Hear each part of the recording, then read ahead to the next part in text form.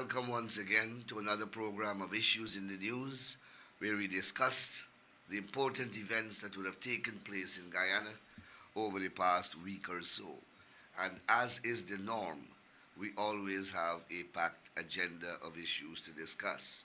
I want to begin by welcoming all of our viewers who are joining us on television from region number 5 and region number 6. Welcome to another program of Issues in the News. To our listeners who are joining us from Freedom Radio on Rob Street, Georgetown, welcome to another program of Issues in the News. And last but not least, to the thousands of you who are joining us on Facebook Live right across the length and breadth of Guyana, the Caribbean, North America, Europe, Asia, the Middle East, and as far as Australia. Welcome to another program of Issues in the News. Please press that share button. Press that share button to ensure that this program is shared with all of your friends and all of your followers so that we can have the widest possible audience. Press the share button, share this program widely so that all your friends and all your followers can join us in tonight's discussion. Use the comment section to raise any questions, pose your comments, offer your criticism, but do so respectfully. Use the comment section, ask questions, raise issues, and even criticize me, but do so respectfully. I want this program to be engaging, I want it to be interactive, and that is why I encourage your input. Leslie Mongol, John Mirai, Barry Sanchara, Thomas Joseph, Arjun Jawahir, Dwayne London, Naya Singh, Jeremy Thomas, welcome all of you to another program of Issues in the News. You will sense that my voice is a little affected, and that is because I have been going at it relentlessly. I came back from a very important government engagement in Qatar. The flight from Qatar to JFK is 14 hours, and then a layover in United States, and you had to do that going as well. And it's very, very cold now in New York. And since I've been back, I've been on the road non-stop. Our government is in express mode as we continue to work every single day to ensure a better life for all of Guyana and all of its people. This is the festive season, and our entire cabinet is out in the communities spreading Christmas cheers, spreading the festivities, distributing toys. A toy can mean a lot for a child who doesn't have one and can't afford one. And our government's objective is to ensure that at least every single child has a toy for this Christmas that can bring that joy and that happiness. Of course, we are distributing hampers to the less fortunate because we want every single person to be happy for this Christmas and this festive season. So between today and yesterday, I did toy distributions and Christmas parties for children in 12 communities in just 2 days. And I will continue tomorrow along the east coast of Demerara. And that is the pace that our government is moving at. I am only one member. every member of our government is doing the same thing in different parts of the country.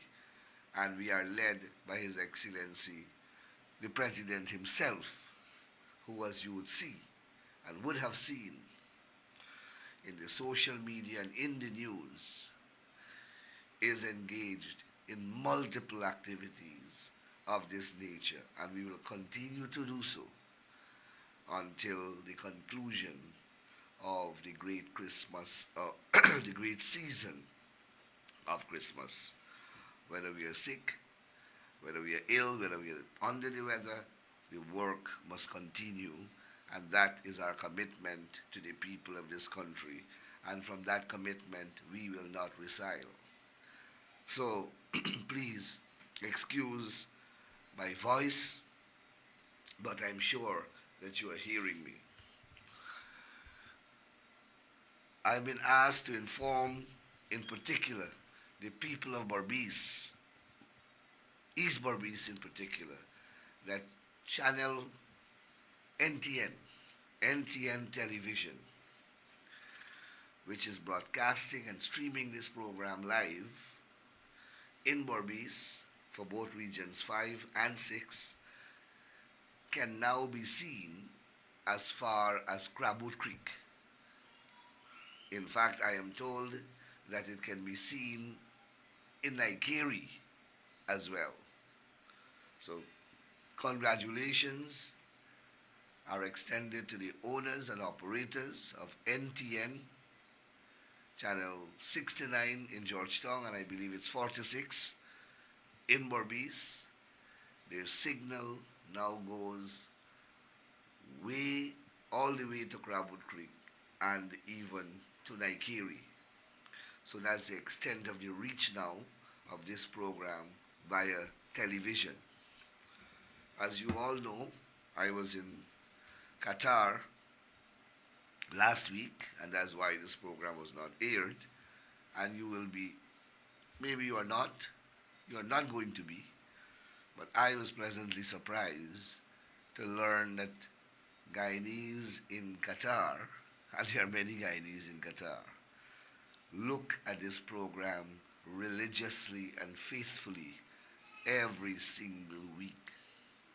So wherever I go, I meet people who look at this program and they follow this program very faithfully. It means, therefore, that something right is being done on this program, and that is why we must continue to ensure that this program succeeds. We have one more edition of Issues in the News before the end of 2025. As I said some time ago, the end of this year will mark the end of a decade for Issues in the News. Time flies. And I say with great immodesty that this is now arguably, or rather unarguably, the longest running commentary on the social media in Guyana. I will be completing the first decade of this program at the end of 2025. And I want to thank all of you who have been following this program and viewing this program so faithfully over the last decade. And I am prepared to be here for another decade once you are ready to stand with me and increase our viewership. I know that we have consistently increased our viewership over the years because I see new names, but we have had some stalwarts and some really faithful persons who have been on this program and with this program from the inception. And I want to take this opportunity to salute you and to thank you very much for your association with this program over the last many, many years. and to welcome all the newcomers, and I want the newcomers and the old timers to encourage as many persons as possible to view this program, join us every Tuesday as we expand our family, the issues in the news family. In the year, during the course of next year, I may increase the length of the program and add a call-in dimension. I will use a WhatsApp number so that you can call from whichever jurisdiction you are in, and it will be free. And we can even have a greater interactive program. So, and next year I would like also, on some occasions, to invite guests to the program so that we can have discussions and dissenting views and intellectual analysis of important issues from various viewpoints: government, opposition, civil society, etc. So the program is not going to be me all the time. We are going to broaden the horizon and the scope of the program as we go along during the course of next year and beyond. So we are winding down the year 2025, and it has been a very eventful year. It has been a great year, I think, for Guyana. It has been a good year for me. It has been a good year for the People's Progressive Party. We went to an elections and we returned to office, or we were returned to office with a very impressive majority. But the political landscape of the country has changed dramatically. For the first time, we have seen the PNC being demolished at the polls. For many years, they rigged elections and won, and then when free and fair elections were returned to Guyana, they never won an election by themselves during that period, but they were always a very reliable second in the race. They won on one occasion when they collated with the Alliance for Change.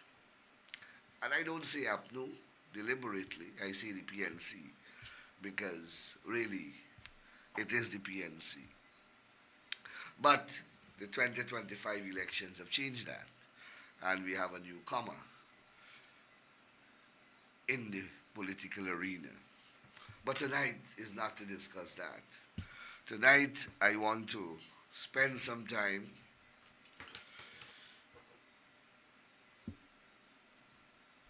in examining His Excellency's address to the nation, which was delivered last Wednesday at the Artachang Convention Center.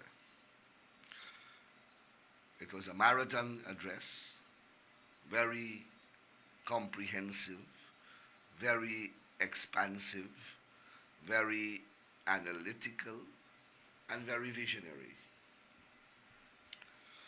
It embraced almost every important national endeavor in this country. And I want to zero in on my sector, the justice sector, and the legal sector of our country. And the President spoke at length on this sector. Let me say from the outset that the People's Progressive Party, from the inception, January the 1st, 1950, and every government of the People's Progressive Party has embraced certain important concepts and have considered them to be fundamental pillars of both the party and the government when it is in government. And among those pillars is the rule of law, which is a singular term that is very encompassing in its connotation. The rule of law is considered, has always been considered by the People's Progressive Party and People's Progressive Party governments as the foundation upon which a democratic society is built and upon which social progress takes place. In the absence of the rule of law, there is anarchy, there is lawlessness,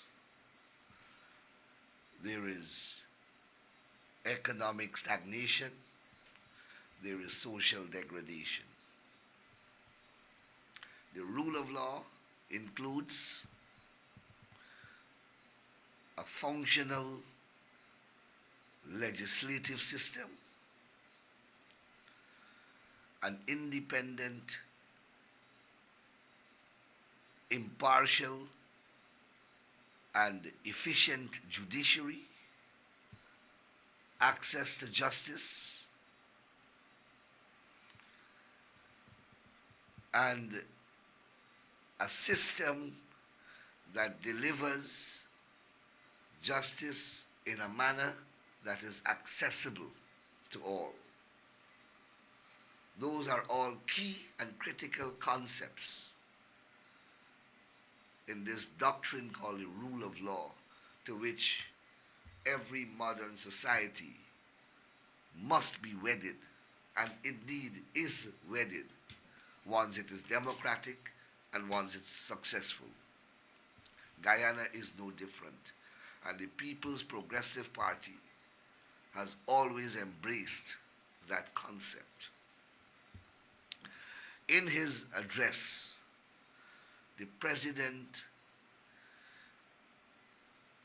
captured the essence of that concept and the essential principles that make up that concept. He spoke about the rule of law and our adherence to it. He spoke about the importance of an independent, efficient judiciary. He spoke about equitable and equal access to justice by every single Guyanese, whatever their station is in life or wherever their geographic location is. He spoke about an accountable judiciary, and he spoke about modern legislative framework that must be established to cradle the developmental trajectory of Guyana. So in essence, the president articulated how important the rule of law with all its accompanying tenets is to a modern Guyana. And he went on to elaborate on some issues which I want to dwell on. And the president spoke in recognition of the fact that the judiciary is an independent and autonomous organ of government, And he spoke conscious of the fact that he is the head of the executive and that there is a constitutional doctrine called the separation of powers that enshrine a division of responsibility between these two important organs, as well as the third important organ in the makeup of our constitutional structure, and the third one being the legislature. And the president spoke from the position of recognizing that these three arms, in particular, the judiciary, must remain independent of the other two. And that is why, before he spoke on this issue, because recognizing that he was delivering a 5-year vision and a 5-year plan for Guyana, he consulted with the judiciary on these matters. And a lot of what he articulated about the judiciary came from the judiciary itself. And I want to highlight that important fact, because by itself and without more, it demonstrates good governance at work, and it is an illustration of democratic and consultative governance and government at play. Many leaders may have spoken on this very issue, but project what they, as the executive, would like to see take place in this agency over the next 5 years. But the president did not choose that unilateral approach. Instead, he engaged the judiciary in consultation and included their input in his policy directives, which he saw as imperatives and as part of his vision, which he articulated last Wednesday. I say that because many a time when the executive speaks of and concerning the judiciary, there is a tendency for accusations to emanate, alleging interference and alleging attempts to undermine the judiciary. That those accusations cannot be leveled here because the president consulted with the judiciary and in the main articulated many of the concepts which the judiciary itself highlighted to the president in their consultation, in the consultative process. And let me highlight significantly that the common thread that ran through the engagement between the executive and the judiciary in this regard produced important common threads.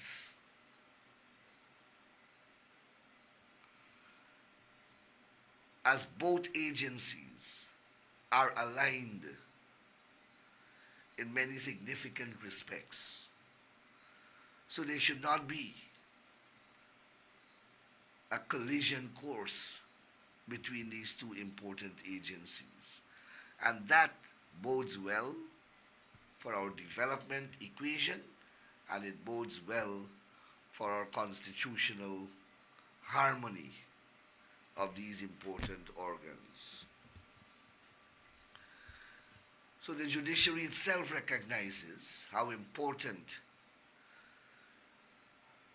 it is for it to make its services accessible to all. And that is why over the last 5 years, the judiciary and the executive have worked assiduously in building out courthouses right across the length and breadth of our country, in particular in the outlying areas, and equipping those courthouses with all the modern facilities and amenities that technology offers, as well as other basic comforts and necessities. So a court at Madhya has the same facilities as a court in Georgetown. A court at Port Kaituma has the same facilities as the court at New Amsterdam. You have internet hearings, and it's air conditioned. You have automatic recording of evidence and all the amenities in all these courts.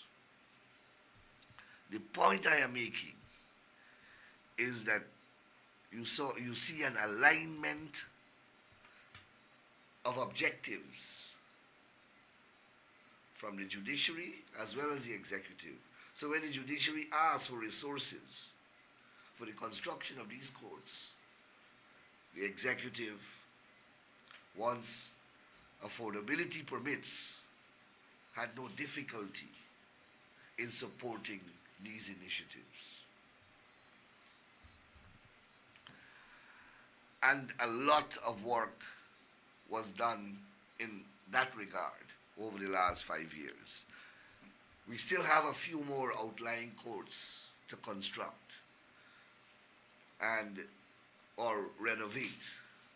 Well, I would like to say construct, because the new approach is to demolish the old buildings because they were made of wood and they were incapable of renovation.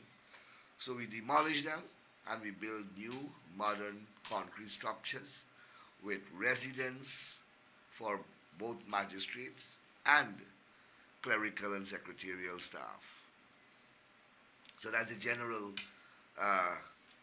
architectural layout of a typical magistrate's court now. And we have to build a couple more, one at Wakenham, one at Legwan, and one at Oriala. And those three, I think, may be in the budget of 2026. Having built out those courts, we now have to concentrate on a singular modern judicial complex in Georgetown that will house the Court of Appeal and the High Court in one massive structure, modern, with parking facilities, etc. And of course, we have to look at the Magistrates Court, Georgetown, because that has also outlived its size. So that's the physical infrastructural part of it. But in making the judiciary in making the judiciary achieve, or in assisting to make the judiciary to achieve its core objective, which is to deliver quality, impartial justice to the people of Guyana equitably. We have to also invest in systems. And the government is moving the entire governance structure into a digital mode. And the judiciary is doing exactly that. And the government is supporting the judiciary in that regard. Because digitization and moving the judiciary into the digital age is crucial to bringing greater efficiency and accountability. And I'll speak about accountability later. So the president said that the government will continue to support the judiciary as it moves into this new age of information, technology, and digitization. In this regard, we have case management systems that the judiciary has purchased of international characterization and has been using it. We now have e-filing of cases across the spectrum in the High Court, the Full Court, the Court of Appeal, and the Caribbean Court of Justice. We don't use paper anymore.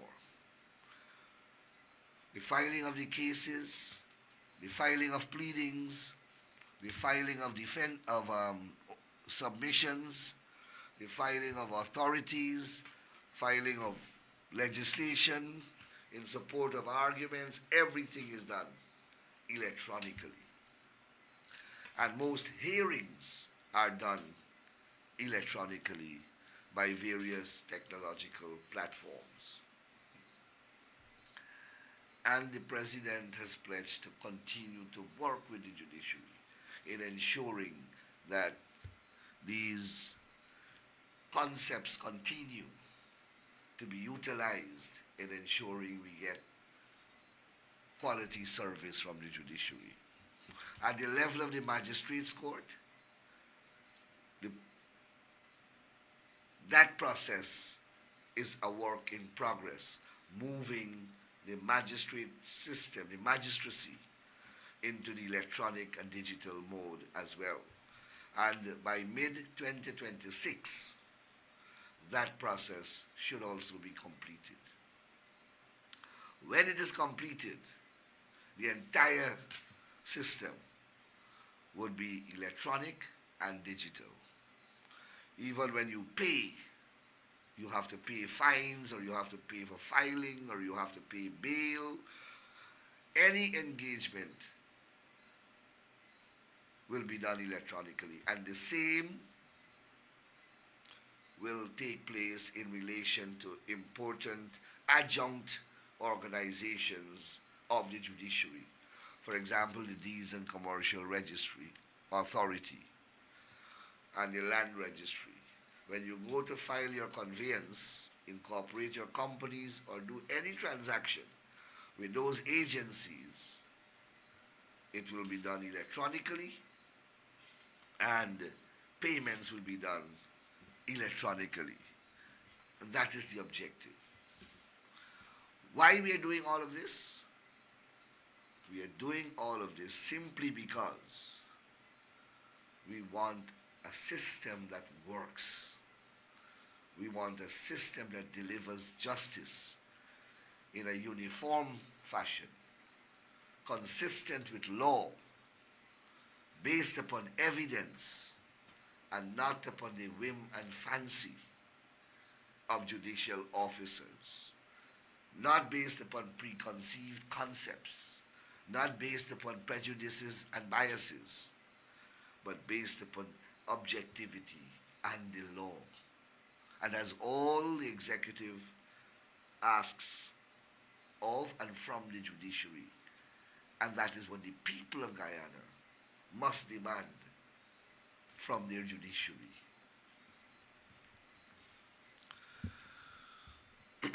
To achieve these objectives, we have to have law reforms, legislative reforms. So the legal profession is very crucial in this equation. A responsible, educated, ethically driven legal profession and a vibrant bar association are prerequisites for a society that wishes to adhere to the rule of law, and one that I will leave it there. In Guyana, sadly, the legal profession does not meet those standards. And I say so with the greatest of respect. I am a member of the profession. And the judiciary itself highlighted this issue in their engagement. And they are calling for legislative reform to the Legal Practitioners Act. And the government will support that measure. In fact, I will be meeting with the Guyana Bar Association in January to begin that conversation.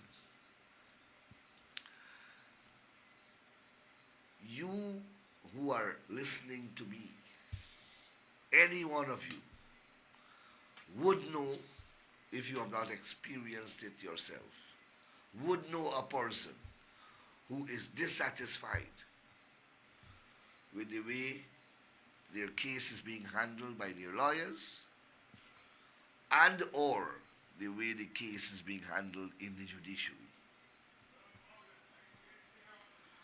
I could bet you my bottom dollar that you have had that experience personally, or you know someone who has had that experience. That must change. That must change. And we have to make both the judiciary and the legal profession more accountable. I believe that both the judiciary and the legal profession will work with us to achieve these important concepts, these important objectives, because they themselves, I believe, well, I know for a fact that the judiciary professes to be pursuing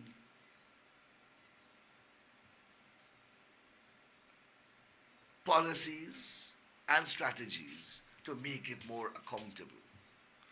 And I can't see the legal profession would not want to move in that direction.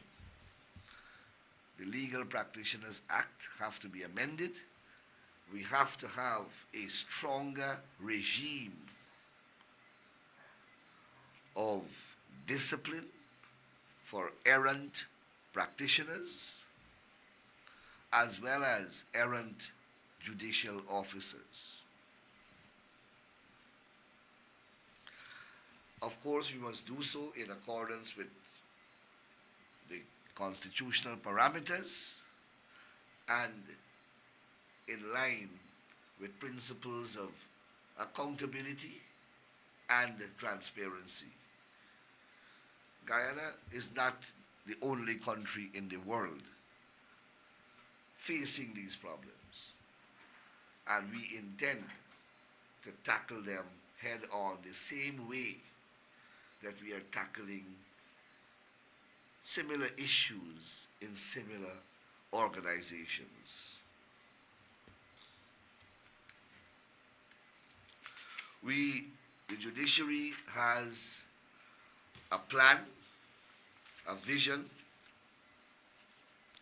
and we support that plan, a strategic plan from 2024 to 2031. And the President has expressed his full support for that plan. And that plan contains a lot of what I am speaking about. Only this morning,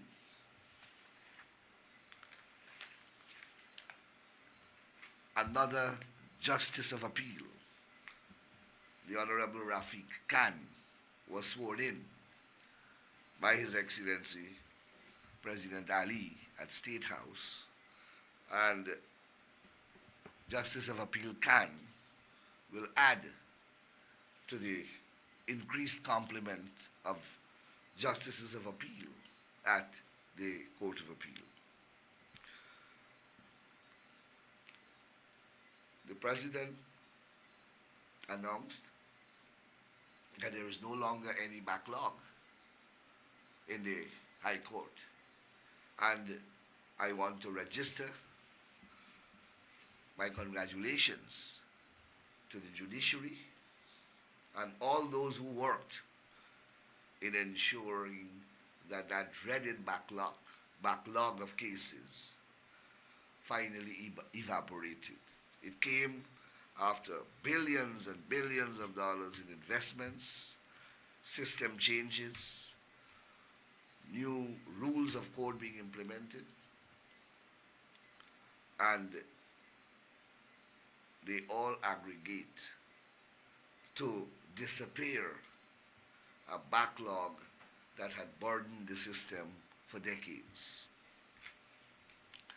Of course, the government will continue to work with the judiciary to ensure that those types of strategies that have resulted in such resounding success continues to be pursued. In this regard, the Attorney General Chambers is working very closely with the judiciary in reviewing civil procedure rules, drafting new rules, as well as reviewing important changes to legislation such as the High Court Act, the Court of Appeal Act, and other important pieces of legislation that changes are required in order to ensure greater efficiency. For example, we are considering amending the High Court Act to ensure that the Registrar of the Supreme Court perform some judicial functions on contested matters. Legal matters can be heard and disposed of at that level rather than engage a judge. Jurisdictions across the Commonwealth and in England have already moved in that direction decades ago. While we have evaporated the backlog in the High Court, there is now a considerable backlog piling up in the Court of Appeal. With the addition of Justice Khan, we will now have 3 courts in the Court of Appeal that can sit at any given time. 3 judges of 3. And I believe if a concerted effort is made, we can diminish the backlog at the Court of Appeal with great speed. And if we are able to do that, and then we move to the magistrates court, and we can do them simultaneously, and address the magistracy and the magistrate court system with the same type of aggression and criticism. I believe that we can have one of the more advanced and modern judicial system and system administering justice in our country. And if we are able to achieve that, then we are really moving to a different status in the world. Because once the judicial system begins to work at that level, you will see how much of our problems will disappear. So, these are all work in progress. And the President spoke about all of that in his address.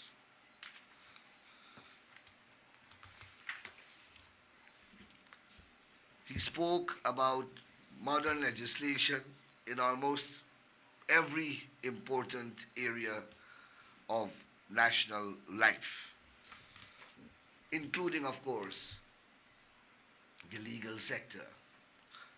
Tonight I will only concentrate on the legal sector. I'll continue to expand as I speak more on these matters. But for the year 2026, we have some crucial legislation that will come in relation to the legal sector, and in our efforts to continue and rather advance the modernization of the legal environment. The first one is the Evidence Act. Guyana's Evidence Act, you may find it very difficult to believe, is the 1893 Evidence Act of the United Kingdom.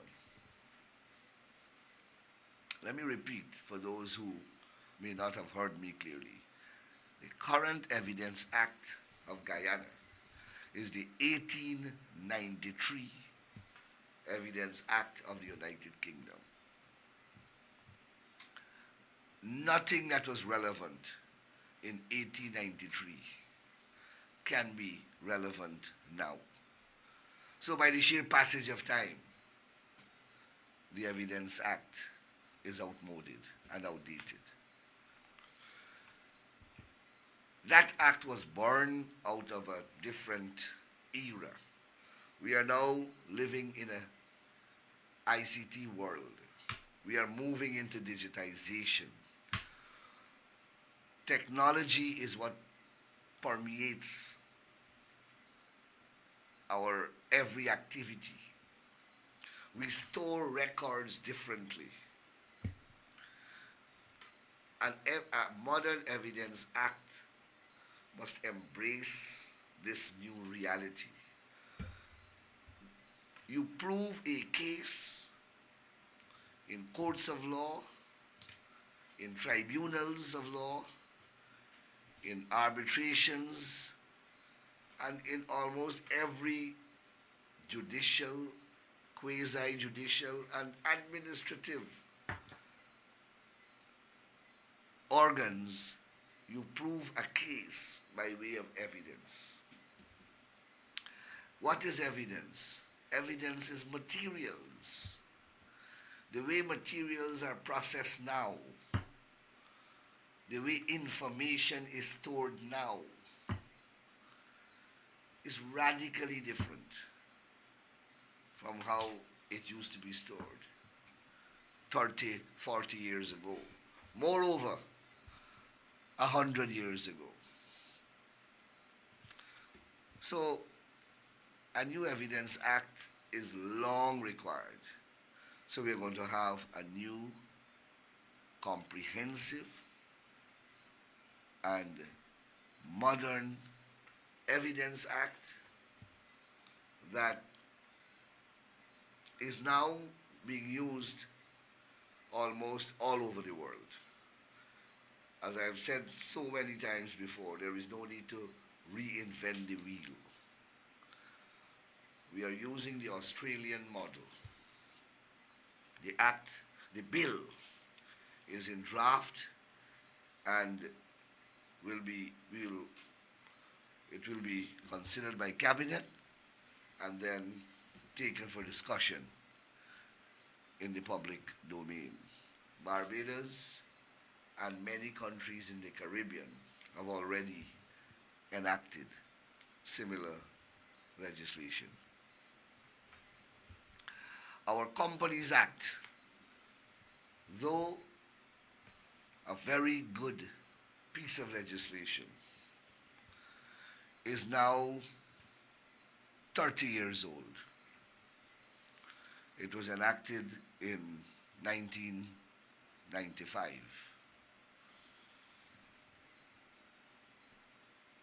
The financial world has transformed over the last 3 decades, and we need to update our legislation.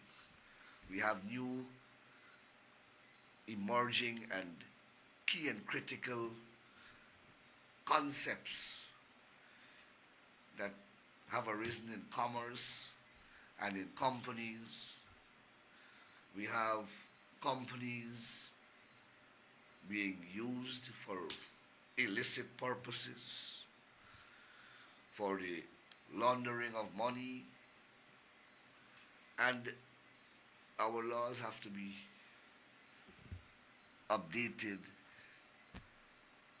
to meet international standards. Consultation has already begun with the legal profession, the accounting profession, as well as the private sector. And the amendments will soon again be considered by cabinet before we begin another round of consultation. Another important piece of legislation that will come in the year 2026 is a trust bill or a trust law. In Guyana, we don't have a trust act. The doctrine of trust and the mechanism of a trust is a crucial creation of the law and of equity, and is used for a variety of purposes. You have commercial type trusts, you have personal trusts, and you have trusts that operate or that are created by operation of law. We don't have a legislation governing trust here. In countries where you have that are considered financial centers, like some islands in the Eastern Caribbean, Turk and Caicos, the Cayman Islands, the Bahamas, Anguilla, etc. Trust is a major thing. And our economy is growing, our financial sector is expanding and becoming more sophisticated, and we have to have the mechanisms that a Trust Act provides to protect our financial system. In any event, the Financial Action Task Force has already identified the lack of a trust law in Guyana as a critical deficiency, and we have to fill that deficiency very early. My operator is already signaling to me that we are coming down close to program time, and I have so much more to speak about. As I have said earlier, updates to our cybercrime legislation have to be done. I made reference many times before on this program. I made many reference to a United Nations model of a cyber legislation that they worked on and that have been endorsed by 185 odd countries in the world. During the year 2026, we will be adopting that model. By and large, we contributed to its drafting um, at various symposia held by the UN. And in 2026, we will be moving to implement that piece of legislation. So, when the president spoke about a modern legal sector and one that can withstand scrutiny and rigor, and one that guarantees to the people of Guyana quality protection and the protection of the rule of law, and one that guarantees access to justice, modern justice, justice that is consistent. Those were all the concepts that he was speaking about, and we now have to work towards building them out. Consistent justice, the president spoke about that. Significantly, the Attorney General Chambers hired a consultant and produced sentencing guidelines, which we have deposited with the judiciary for their input, and I believe they have contributed to it, and we have handed it to the judiciary for their implementation, because these are guidelines and not law. And they have it now over a year. Sentencing guidelines are important because it brings uniformity and consistency in sentencing and punishment. A man can go to one court for offense A, and he gets a particular sentence, and he goes to another person goes to another court charged with the same offense, and they get a radically different sentence. Sentence guidelines set down consistent rules, consistent criteria that must be followed by judges and magistrates when they are considering imposing a sentence. And once the rules are settled and they are in black and white, and the criteria are known, then you would not have inconsistent and radically different sentencing from different judges in relation to similar cases. Sentencing guidelines have been used right across the Caribbean, the Commonwealth, and the world to bring uniformity and consistency to judicial decision making. And that's what we need. And the judiciary has it already. I have to follow up why we have not seen it implemented. So,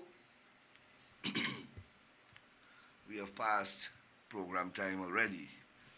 So I want to thank you very much for spending the past hour with me. I need to continue this conversation next week because there is so much more that I want to talk about in relation to these issues. I hope that I have not been boring. I know many of you like the political contestations and you like the political aggression.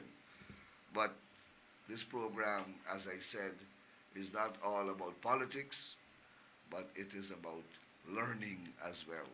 We need to teach each other, and we need to learn from each other. And I would always want to maintain and educational content on this program. But in any event, what we were speaking about was government policies as adumbrated by His Excellency President Ali in his address to the nation, and I was simply expanding upon them. So I want to thank you once again, and excuse me, this is our last program before Christmas, and I want to take this opportunity to wish you, your family, your loved ones, your relatives, and your friends a very Merry Christmas, and I will wish you a Happy New Year next week. But for now, please enjoy the season. Please spend time with your family. Relax. Enjoy. Eat. Drink. Don't overdo it. But make sure that you spend quality time and you rest and you enjoy this season. May God bless you, and thank you very much.